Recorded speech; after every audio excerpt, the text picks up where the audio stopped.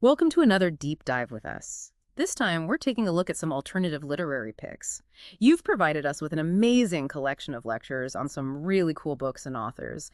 And I have to say, I'm excited to really dig into these. It's a really diverse list, and I think what makes it so fascinating is how each of these books kind of challenges our assumptions about what makes a good read, especially when we think outside those traditional must-read lists. You know what I mean? For sure. So, we're on a mission here to give you a taste of each book, enough to maybe spark your own reading journey. And I think a good place to start would be with a book that caught my eye right away, Dead Souls by Nikolai Gogol. The lecturer called it a minor epic or poema, which honestly sounds like a genre mashup made just for me. Yeah, it's not just a fancy label either. Gogol takes the epic scope of a poem and fuses it with the character-driven style of a novel. It's a unique blend that lets him create this incredibly sharp satire of Russia in the 1830s, sort of like Tolstoy's War and Peace, but with a lot more absurdist humor. Okay, I'm already adding it to my list.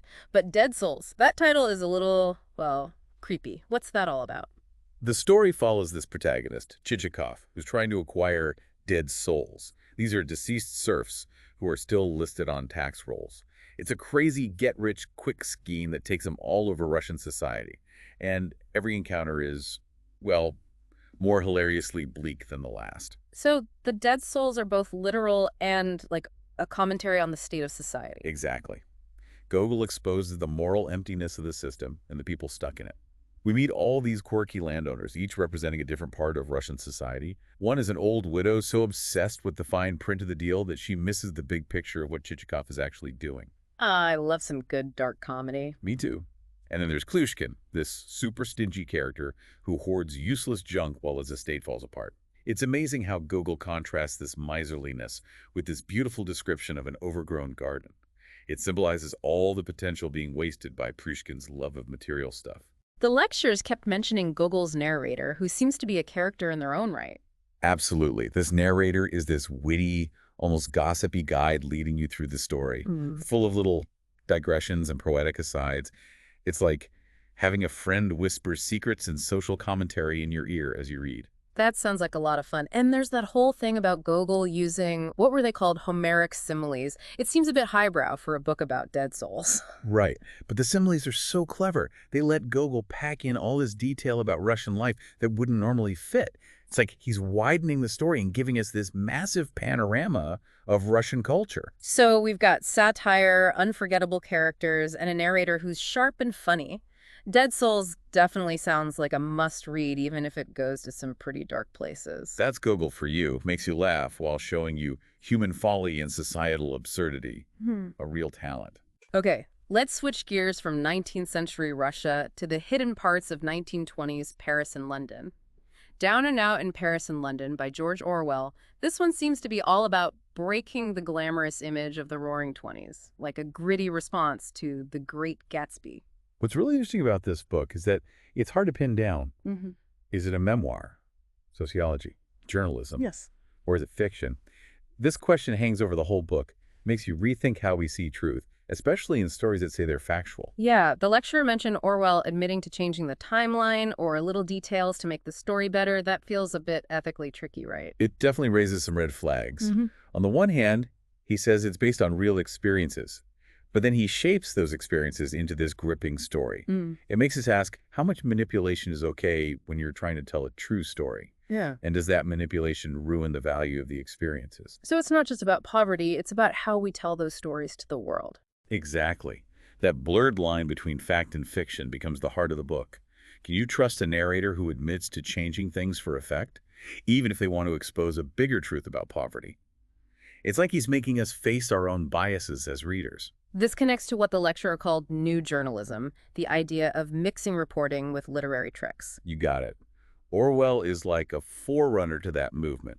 He's both living these events and he's shaping them into a story that will affect readers on an emotional level. When it comes to Orwell's portrayal of poverty, what stuck out to you the most? His descriptions are so real, so immediate. You're dropped right into the sights, sounds, even the smells of these poor parts of Paris and London.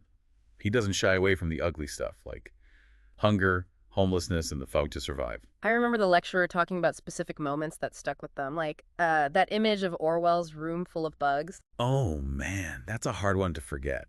He talks about lines of bugs marching like soldiers, people trying to get rid of them by burning sulfur, which only makes the bugs go to other rooms. It's a small thing, but it says a lot about the horrible conditions people faced. And there's a contrast. The lecturer said Orwell doesn't try to manipulate your emotions. He's more understated. And that's what makes it so powerful. His writing is direct. He gives you the facts, the observations, and lets you make up your own mind. That detachment makes it feel even more real and honest. So Down and Out is a masterclass in observation and social critique, even if it bends the rules of genre. It is, and it gives us this amazing way to understand the underside of society, even during the Roaring Twenties. Orwell makes us question those romanticized views of the past and face uncomfortable truths about being human. It's relevant no matter what time you live in. Speaking of uncomfortable truths, our next book deals with some tough issues too, especially for young women. Sandra Cisneros' The House on Mango Street tells the coming-of-age story of Esperanza, a young Chicana girl growing up in a Chicago barrio. And Cisneros uses Esperanza's perspective to explore the pressures young women face, especially those from marginalized communities. The story focuses on how marriage and motherhood are often seen as the only ways to escape poverty.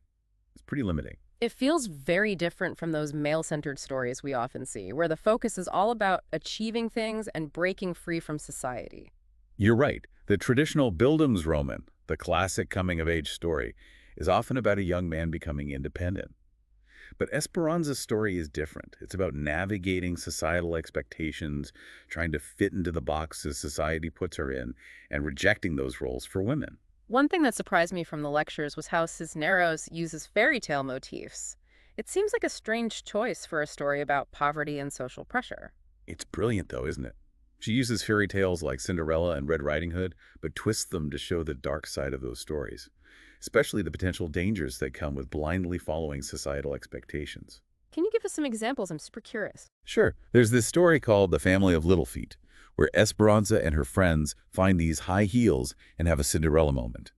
But instead of a pranks, they get unwanted attention from men, which shows how their bodies are seen as objects. It foreshadows what Esperanza will deal with as she gets older. So she's taking those idealized ideas about being feminine and romantic love and showing the dangers beneath the surface. Exactly. The house on Mango Street is full of female characters who act as warnings for Esperanza. They show what happens when you conform to pressure. Many are stuck in unhappy marriages or abusive relationships. It's a harsh reality compared to the fairy tale endings promised to girls. So who are the good influences in Esperanza's life? Who shows her a different future? There are a few. Her mother is strong and loving. She encourages Esperanza to get an education, knowing knowledge can help you break free. Then there's Minerva, a young poet, who inspires Esperanza to find her own voice through writing. And what about Alicia, the university student? The lectures made her seem important. Right. Alicia represents breaking free. She goes against her father's wishes and pursues education, showing Esperanza that you can create your own future, one where you decide who you are and follow your passions. The lectures mentioned The House on Mango Street as both a coming-of-age story and a Künstlerroman, a story about an artist's development. Those journeys seem linked, right? Totally. And for our listener, a Künstlerroman is about an artist's growth. And we see Esperanza growing as a woman and a writer. Her observations become material for her art. That makes me think about the house itself, both literally and symbolically. The house on Mango Street is Esperanza's reality, a place she wants to escape. But the idea of house changes. It becomes about her identity, her desire to belong, and realizing that home is something you create. I remember that powerful scene where a nun asked Esperanza, "You live there," and she's ashamed, like her address defines her, but it seems like she redefines house by the end. You got it. It's less about a physical house and more about her writing, a space to explore her identity and share her experiences. So it's not just escape, it's about empowering others and making a change in her community. Exactly. And that's different from typical coming-of-age stories where characters want to leave their past behind. Esperanza's growth is about responsibility. The mysterious three sisters tell her she needs to return and help those stuck on Mango Street. Her journey is about more than just herself. It sounds like The House on Mango Street offers a really thoughtful look at coming of age, especially for young women from marginalized groups. It's a story for anyone who's felt trapped and yearned for something different. It is. And it reminds us that great literature can come from everyday life. Cisneros elevates those ordinary lives, giving us insights into family, identity, and finding your voice, even when the world tries to silence you. Okay, from a young Chicana girl in Chicago to Southern politics in the 1930s, Robert Penn Warren's All the King's Men takes us inside the corrupt world of Louisiana during the Huey Long era, which already sounds fascinating. What makes this book so interesting is that it's not just a political thriller. It explores power, ambition, and the moral compromises we make. It's like Warren's asking, can you be good in a corrupt system? Or does power ruin everyone?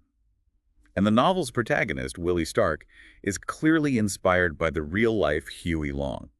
The lectures made a big deal about how Willie Stark's rise and fall mirrors Long's, which seems intentional. It is. It's how Warren looks at how seductive power can be and how it corrupts even those with good intentions. Stark begins as this idealistic small-town politician who becomes this ruthless, power-hungry guy. It's like a reminder that even those who fight for the common man can fall prey to power.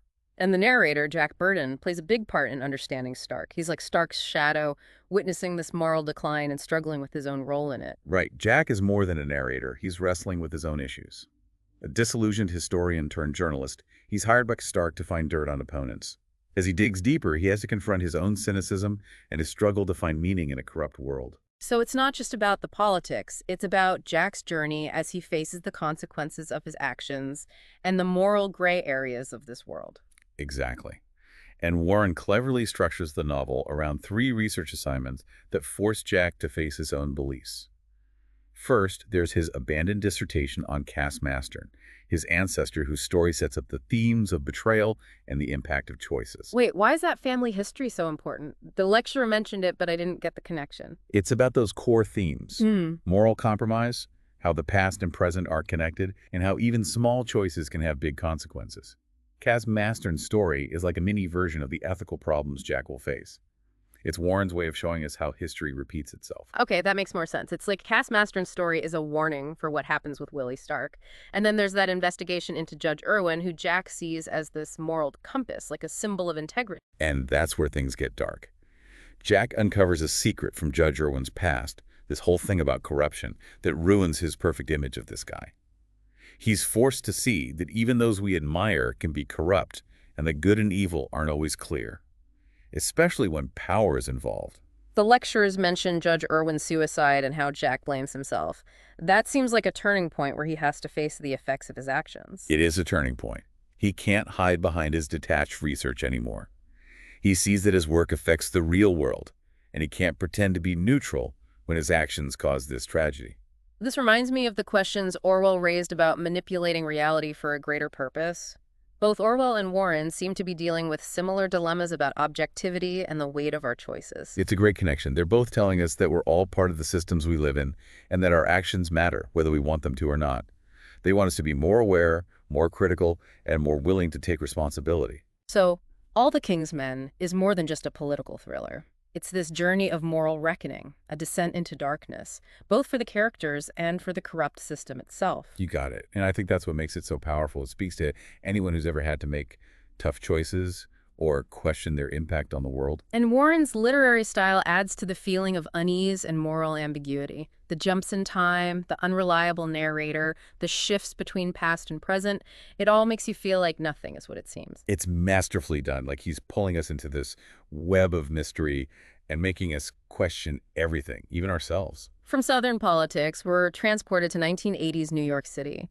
The AIDS crisis is raging against a backdrop of politics and social change. Tony Kushner's Angels in America, this 2-part epic, really made an impact on me. I'm eager to hear your thoughts. Angels in America is a cultural landmark, a reflection of a specific time in America when fear, prejudice, and the fight for equality were central.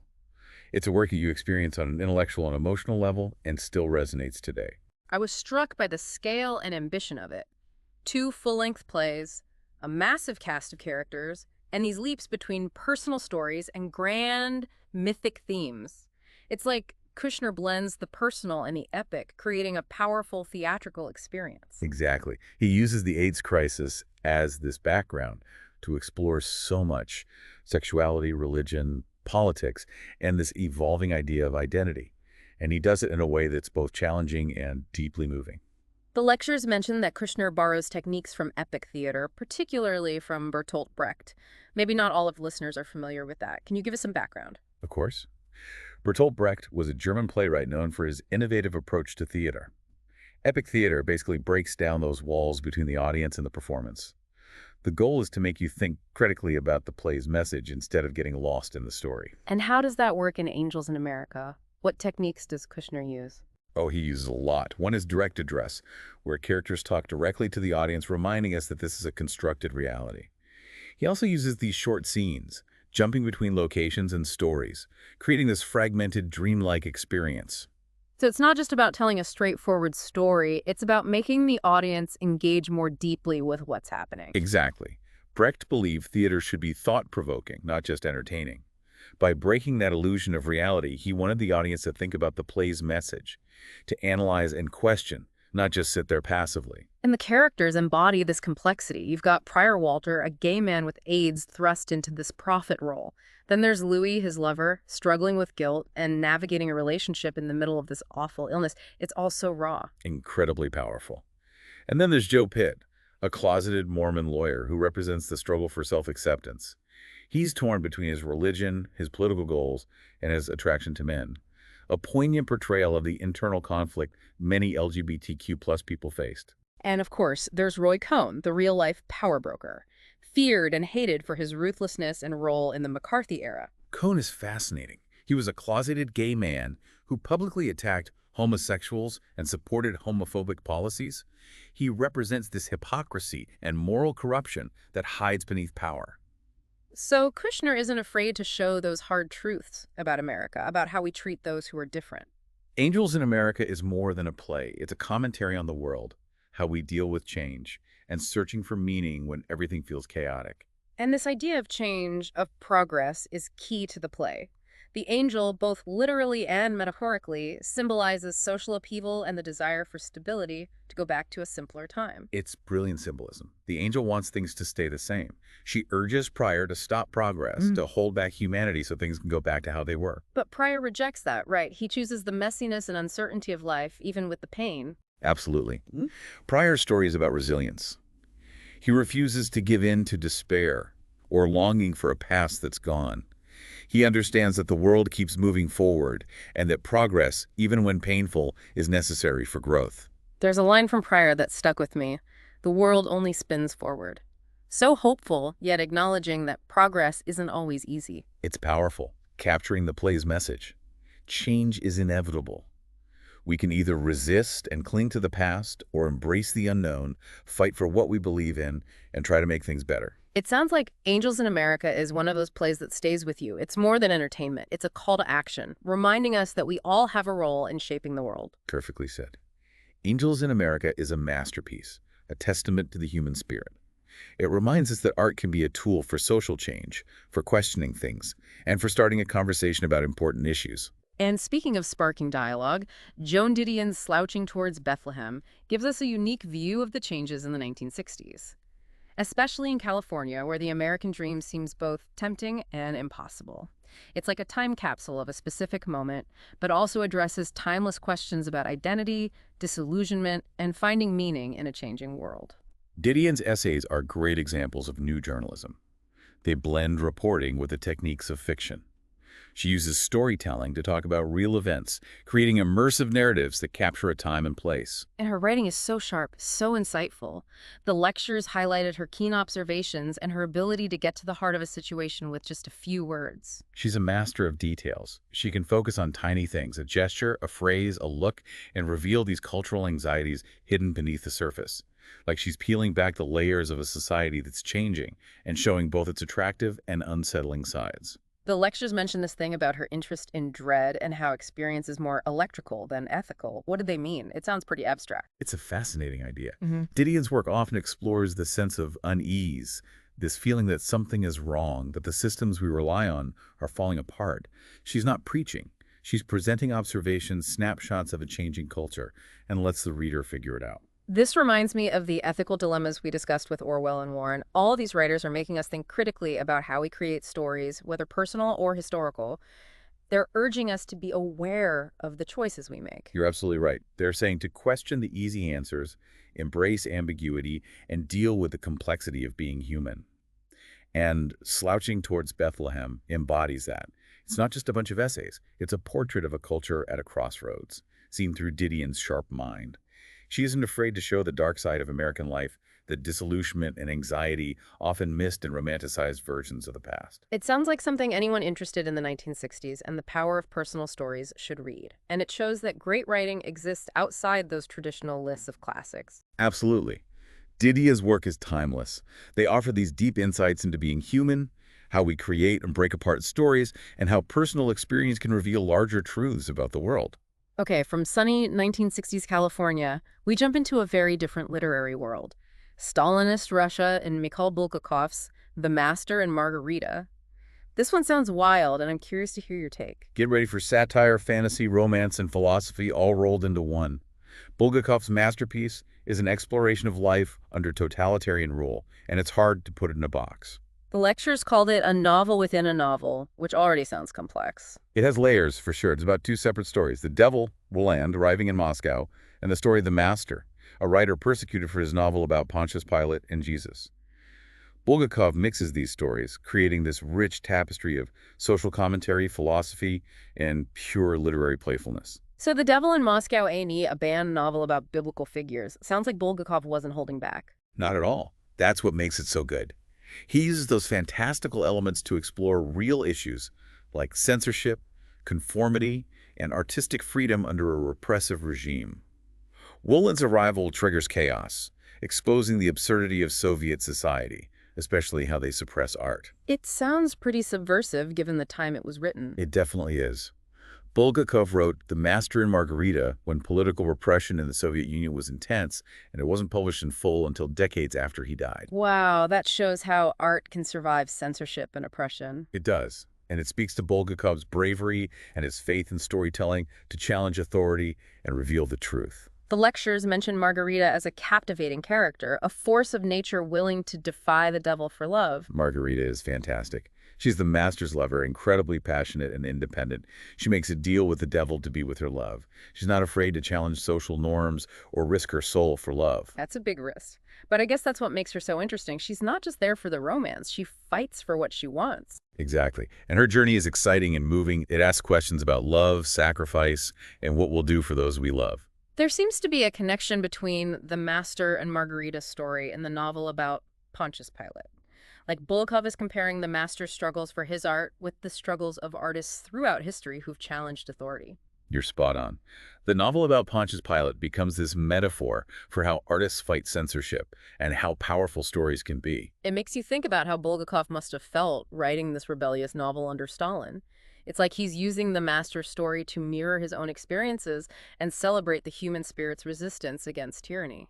It's a powerful message about artistic freedom and how art can survive even in the toughest times. Okay, from Bulgakov's Moscow, we're going to shift gears to something I love.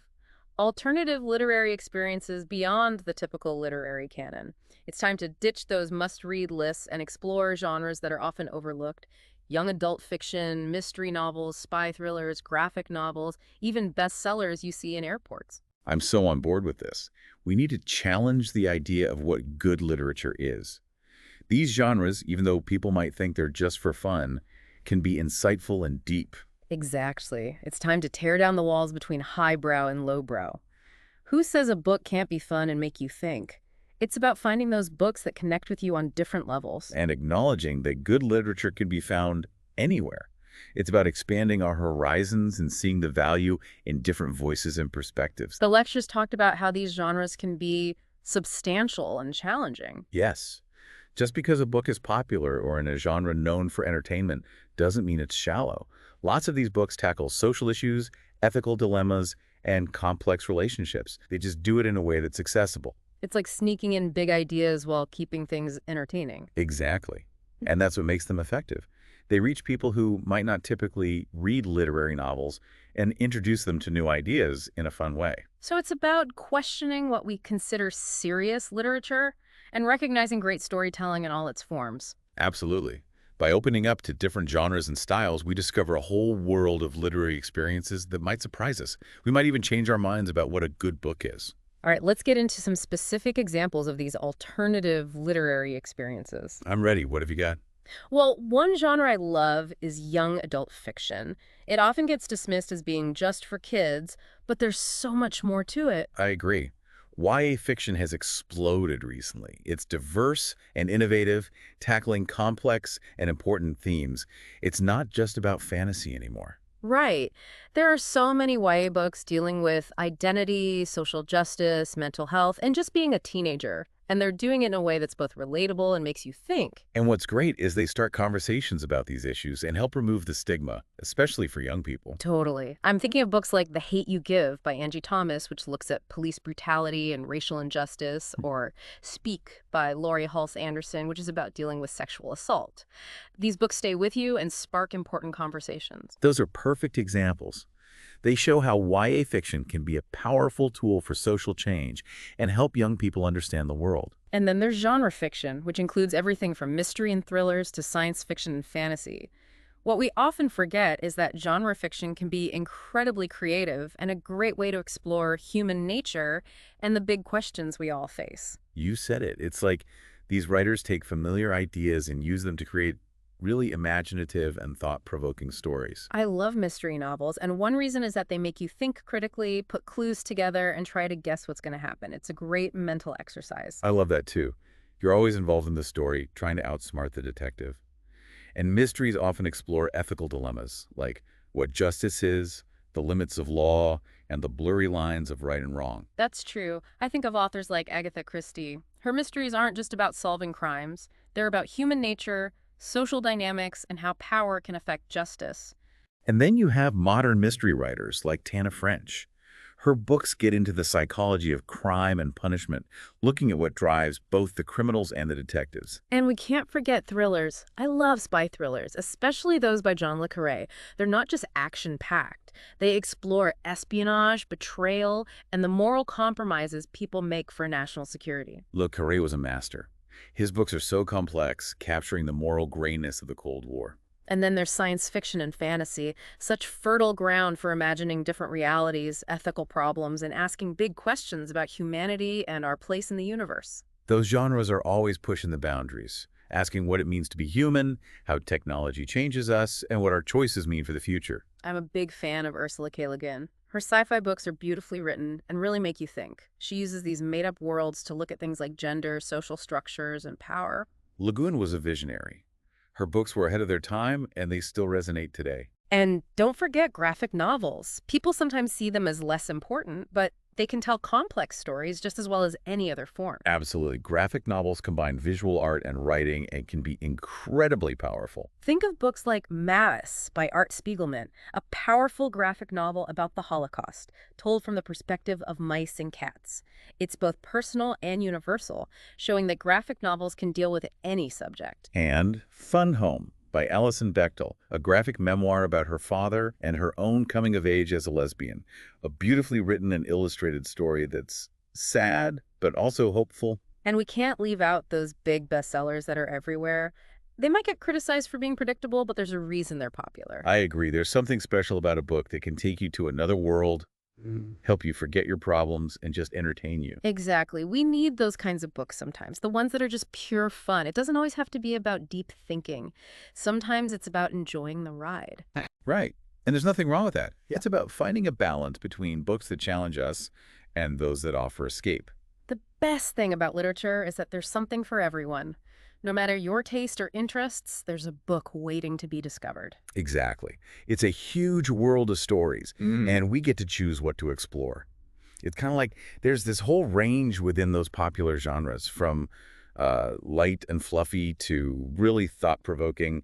You've got books that are just pure escape, and then you have the ones that make you question everything. Yeah, it's like just because you're enjoying a book doesn't mean it can't also, make you think. Yeah. Like The Hunger Games or The Girl with the Dragon Tattoo, super popular, but they also deal with some serious social and political stuff. Exactly. They show you can have a page-turner that's also, like, intellectually stimulating, the best of both worlds.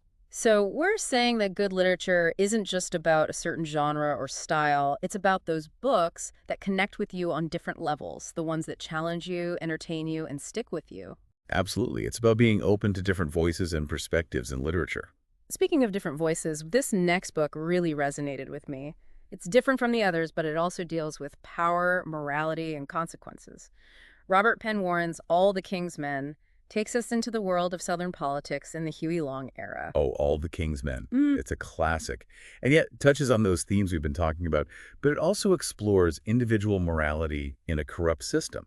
It's yeah. like Warren's asking, can you stay good when you're surrounded by bad stuff, or does power always corrupt? And the setting, the Deep South, during the Huey Long era, it's almost like a character itself. So much history, power struggles, and this kind of gothic atmosphere full of secrets. Definitely. Warren uses the setting to emphasize those themes of ambition, corruption, and how power works. And the main character, Willie Stark, embodies this whole idea of good intentions going wrong. He starts as this idealistic politician, but turns into this power-hungry figure. The lecture's really focused on that change in Stark. Like he's a warning about what power can do. He becomes part of the system he's trying to use. Exactly. What's brilliant is that we see this transformation through Jack Burton, the narrator. He's a disillusioned historian turned journalist hired by Stark to dig up dirt on rivals. So he's right there as Stark changes. And Jack's struggling with his own morals, trying to understand a world where good and bad are always shifting. So it's not just Willie Stark's story, it's Jack's internal struggle too, adding another layer to the novel. We experience this moral descent with both of them. You got it. That's what makes All the King's Men so gripping. It's more than just politics. It's about psychology, corruption, and trying to find meaning in a world that feels morally lost. The lectures mention those 3 research assignments Jack takes on, how each one forces him to confront his own beliefs. The first one is that abandoned dissertation about Cass Mastern, his ancestor, and his story kind of foreshadows the themes of betrayal and consequences. Right. It's about setting up those themes of moral compromise and the idea that even little choices matter. Cass Mastern's story is like a mini version of the bigger problems Jack will face. It's a way of showing that history tends to repeat itself. Okay, yeah, now it makes sense. It's like Cass Mastern's story is a warning for what's going to happen with Willie Stark. And then there's the investigation into Judge Irwin, who Jack sees as a good guy, like a symbol of integrity in this messed up world. And that's where things get really interesting. Jack finds out this dark secret about Judge Irwin that destroys his image of the guy.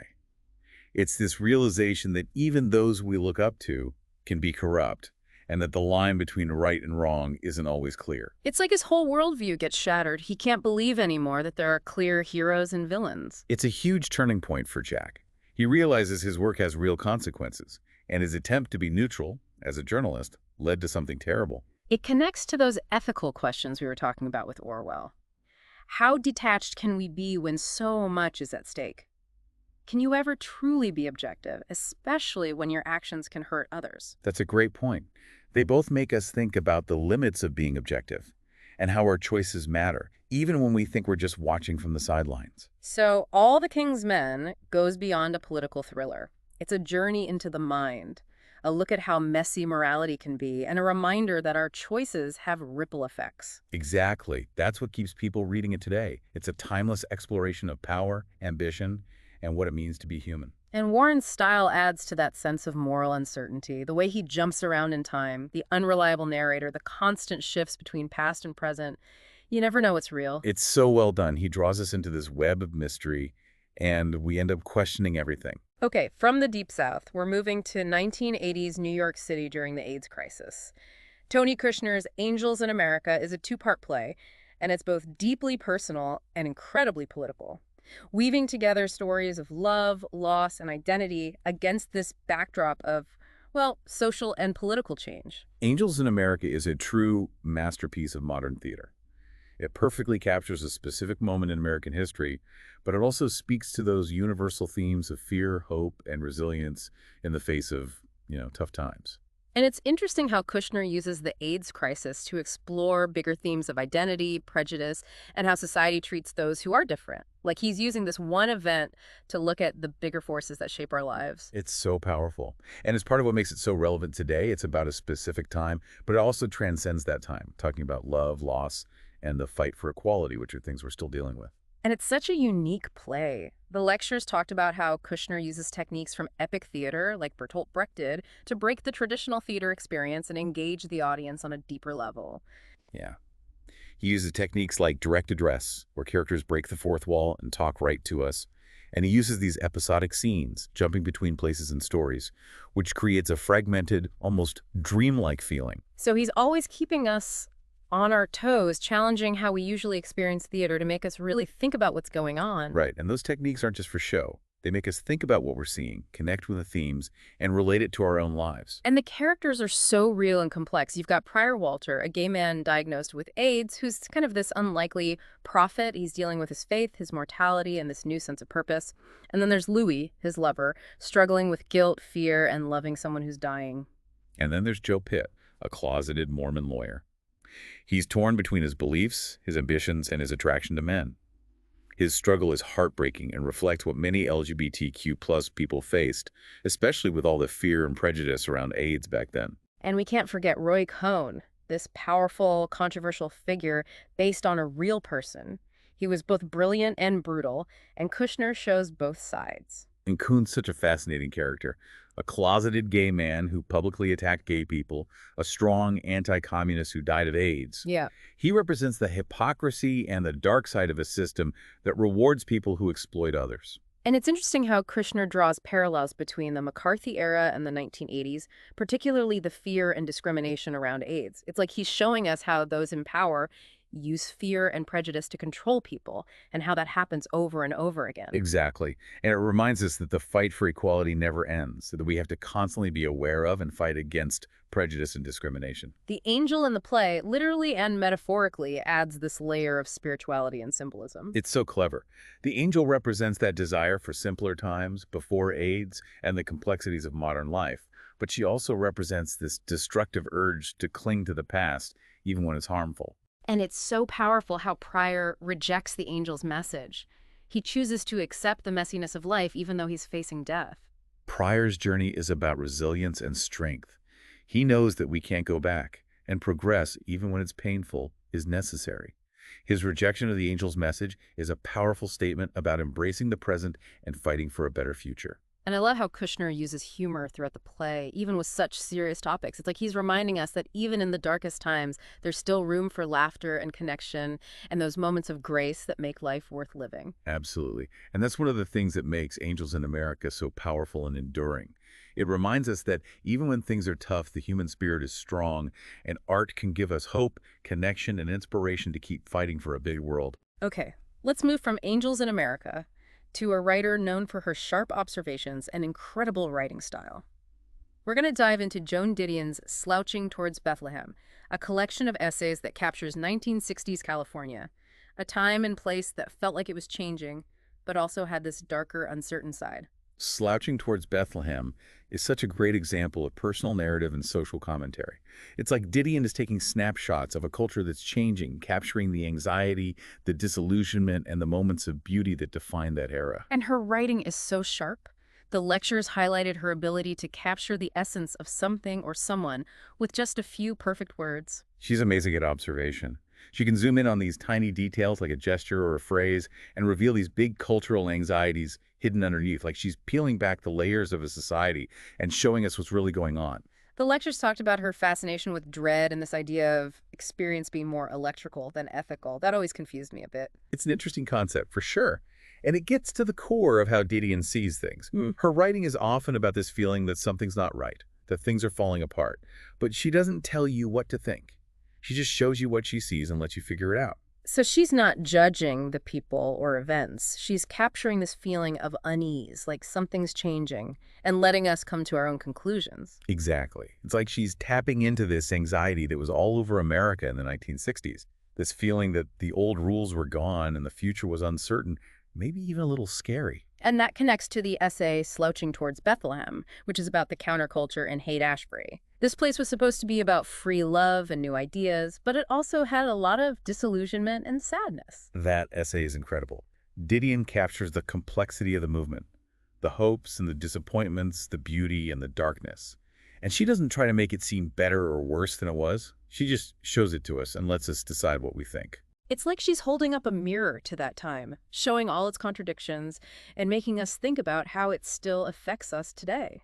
It's a brilliant and thought-provoking piece of writing that's still relevant. And it reminds us that even essays can tell a compelling story, keeping you engaged from start to finish. Didion's writing is just so captivating. She pulls you into her world and her way of thinking. She's not just telling stories. She wants you to think with her, question your assumptions, and see the world in a new way. Okay, from California in the 1960s, let's jump to a completely different time and place. We're going to look at Mikhail Bulgakov's The Master and Margarita, a novel that mixes satire, fantasy, romance, and philosophy to explore life under totalitarian rule in Stalinist Russia. The Master and Margarita is a one-of-a-kind book. It's like a constantly shifting kaleidoscope, blending reality and fantasy, humor and sadness, to create this really powerful commentary on the human condition. The lectures called it a novel within a novel, which sounds pretty complex. It's definitely complex, and that's part of what makes it so interesting. There are two main stories going on. First, the devil, Woland, shows up in Moscow with his crew and everything goes crazy. Then there's the story of the Master, a writer who's persecuted for his novel about Pontius Pilate and Jesus, and his love story with Margarita, this strong, independent woman who's willing to defy the devil himself to be with him. So we've got The Devil in Moscow, a banned novel about biblical figures. Sounds like Bulgakov was pushing the limits. He was, and that's part of the book's brilliance. He uses satire and fantasy to talk about censorship, conformity, and artistic freedom in a repressive society. Woland's arrival stirs everything up and shows how ridiculous Soviet society is, especially how it crushes art. It sounds like a dangerous book to write, considering the time and place. The lecturer mentioned it wasn't published in its entirety until much later. It's a perfect example of how art can survive, even when people try to silence it. Bulgakov knew his novel was too risky to publish while he was alive, but he also knew that it had important truths, and he believed that one day people would read it. The lectures talked about Margarita as a really strong character, someone who stands up to the devil for love. Margarita is an amazing character. She's the master's lover, passionate and independent. She makes a deal with the devil to be reunited with her love. She's not afraid to break the rules or risk her soul for love. That's a huge risk to take, but it's what makes her so fascinating. She's not just a passive character. She fights for what she wants, even if it means challenging the forces of good and evil. You said it perfectly. Margarita represents rebellion and this love that goes beyond social norms. And her journey is exciting and emotional, raising questions about love, sacrifice, and what we'll do for the people we care about. And the Master and Margarita's story seems connected to the novel about Pontius Pilate. It's like Bulgakov is comparing the Master's struggles as a writer to the struggles of all artists throughout history who've challenged authority. You're right. That novel becomes a metaphor for censorship and how stories can survive, even when people try to suppress them. Makes you wonder how Bulgakov felt writing such a rebellious book under Stalin's rule. It's like he's using the Master's story to mirror his own experiences and show how the human spirit can resist tyranny. It's a powerful statement about artistic freedom and the courage it takes to create art in a repressive environment. It really makes you appreciate the importance of art and its ability to survive even the toughest situations. And it reminds us that even in the darkest times, people can resist, create, and imagine a better world. Okay, let's shift gears from Bulgakov's Moscow to something I'm passionate about. Alternative literary experiences beyond the traditional canon. I think it's time to forget those must-read lists and explore genres often dismissed as lowbrow or just entertainment. Think young adult fiction, mysteries, thrillers, graphic novels, and even those bestsellers everyone reads. I'm so excited we're talking about this. It's important to challenge those old ideas about what makes good literature. These genres, even though they're often seen as just for fun, can offer profound insights and connect with readers on a deeper level. Exactly. We need to get rid of that line between highbrow and lowbrow. Who says a book can't be fun and thought-provoking? It's all about finding what you enjoy and what makes you think and see things differently. And understanding that good literature can be found anywhere. You need to be open to different styles and voices.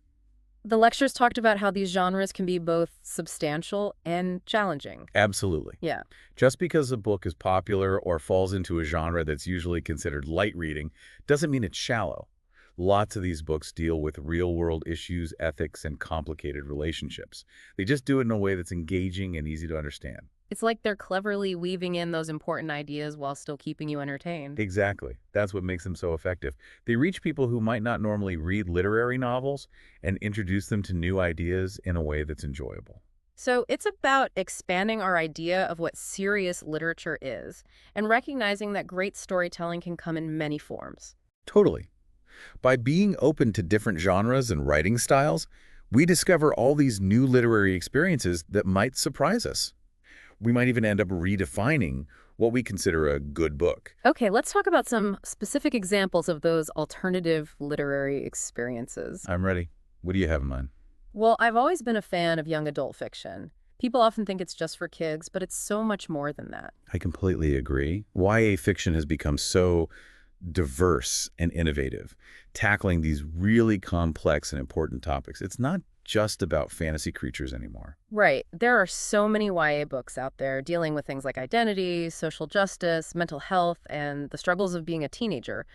And they're doing it in a way that young readers can relate to and that makes them think. And what I love is that they're starting conversations about these issues and helping to reduce the stigma, especially for young people. It makes it easier to talk about these things that are often considered taboo. Absolutely. For example, The Hate You Give by Angie Thomas tackles police brutality and racial injustice. And Speak by Laurie Halse Anderson deals with the aftermath of sexual assault. These are books that really stay with you and start important conversations about difficult topics. Those are great examples. They show how YA fiction can be a powerful force for positive change and help young people understand the complexities of the world. And then we have genre fiction, which covers a huge range of styles. Mysteries, thrillers, science fiction, fantasy. I think people underestimate genre fiction. It can be incredibly creative and a great way to explore human nature and those big questions we all ask. Totally agree. It's like writers take these familiar ideas and create really imaginative stories that make you think. I'm a huge fan of mysteries. One thing I love about them is how they make you think critically. You try to piece together clues and figure out the twists and turns. It's a mental workout. I love that too. You're constantly engaged, trying to stay ahead of the detective. And it's interesting how mysteries often deal with ethical dilemmas, questions about justice, the limits of the law, and right versus wrong. It's true. Think about Agatha Christie. Her mysteries aren't just about solving crimes. They explore human nature, how society works, and how power and privilege can affect justice. And then we have contemporary mystery writers like Nona French.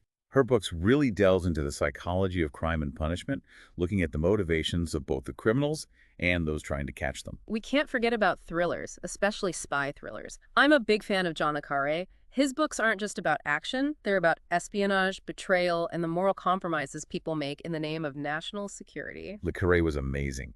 His books are so complex, they really capture the moral grayness of the Cold War, where it was hard to tell who was good and who was bad.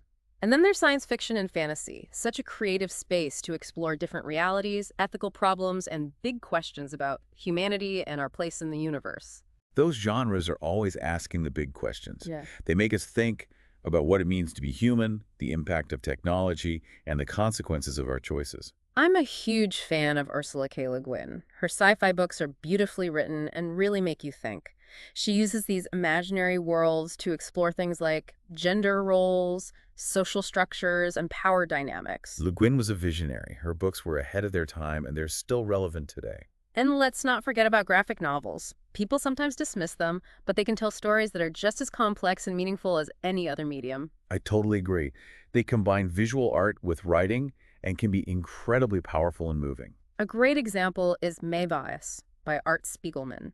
It's a powerful graphic novel about the Holocaust, told from the perspective of mice and cats. It's personal and universal at the same time, and it shows that graphic novels can handle any subject matter. And then there's Fun Home by Alison Bechdel, a graphic memoir about her relationship with her father and her coming out as a lesbian. It's beautifully written and illustrated, both heartbreaking and uplifting. And even those bestsellers we see everywhere, the ones that might be predictable but are super popular, they have their place too. I think so. Sometimes you just need a book that takes you away from your everyday life, helps you relax, and provides a bit of escape. Exactly. And sometimes we need those lighter reads. It doesn't always have to be about deep thinking and challenging ourselves. Sometimes it's good to just enjoy the story. Totally agree. It's all about finding a balance between those books that make us think and those that offer escape. And that's what's great about literature. There's truly something for everyone. Whatever you like, whatever mood you're in, there's a book out there waiting to be discovered. That's what makes it so exciting. It's this huge, ever-growing world of stories, and we get to explore it and find the ones that resonate with us. Wow, we've really gone on a literary adventure in this deep dive. From Gogol's Russia to Orwell's Paris and London, from the Deep South to 1980s New York, even back in time to biblical Jerusalem. We've touched on so many different writers, themes, and styles. It's been amazing. And what strikes me is that even though these books are so different, they all explore these fundamental human truths.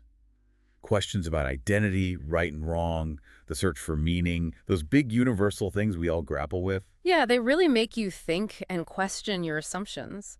And they challenge us to look at the world in a more complex and thoughtful way. Exactly. They're not just entertaining stories, though that's important too.